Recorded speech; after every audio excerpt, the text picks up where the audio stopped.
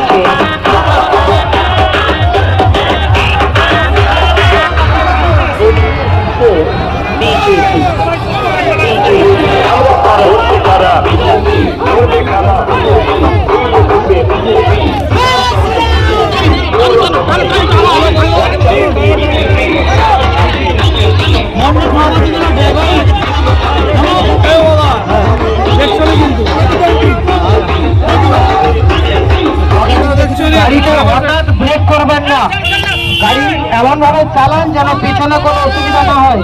গাড়ি। Bureau report, রাষ্ট্রীয় প্রসার বাংলা।